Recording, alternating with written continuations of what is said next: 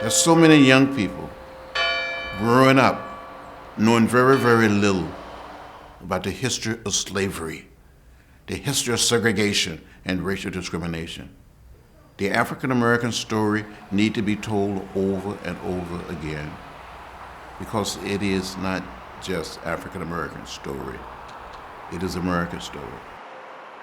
I had heard bits and pieces about this incredible lawyer down south working on racial justice issues and death penalty cases. I saw an advanced galley of this book, Just Mercy, that this lawyer had written, and I read it before it came out, and I was blown away.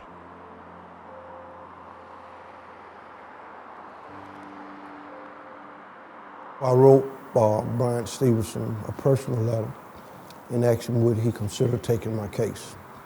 And so I got a letter from Mr. Stevenson about a month or two later, and he told me that he would read my transcript. He read my transcript, and I got another letter that he said that he was going to come down and talk to me.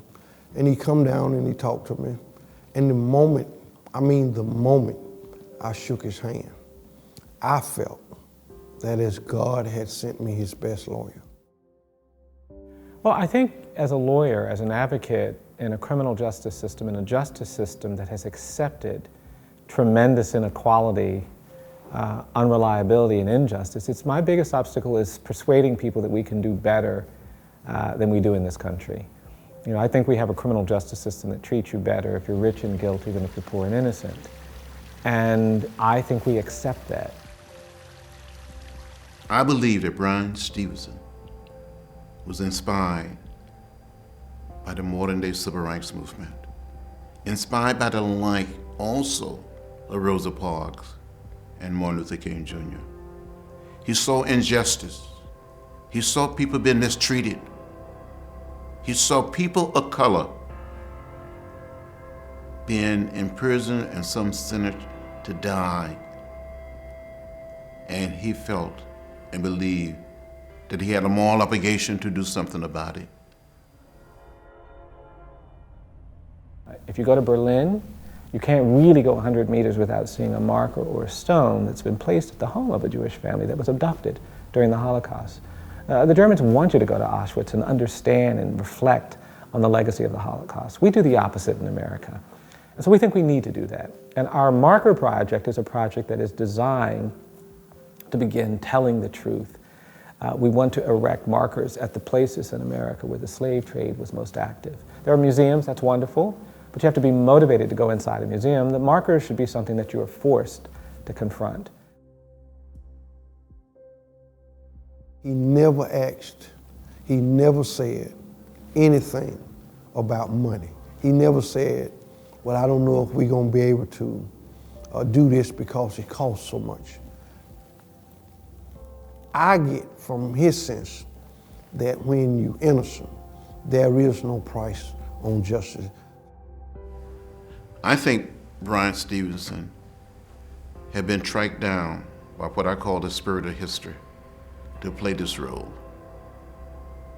to do what he can to put a spotlight on the system that continue to send so many innocent men and women, but especially men of color, to prison for many years, to the death chambers.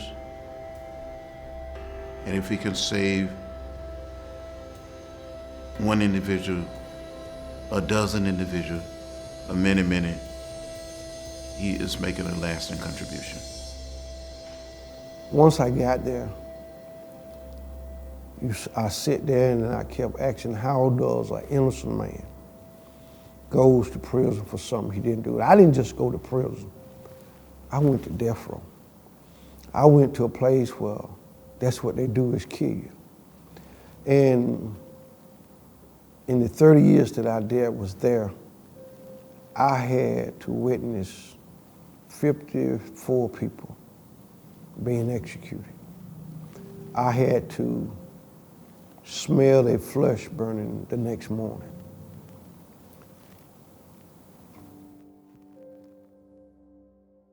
Archbishop Desmond Tutu of South Africa, I think, was the first person to call Bryan America's Mandela. And I think a lot of Americans might flinch at that. What does America need a Mandela for? Given the degree of ongoing racial inequity in this country, here in America, we do need a Mandela. And fortunately, Bryan Stevenson is here to accept that mantle.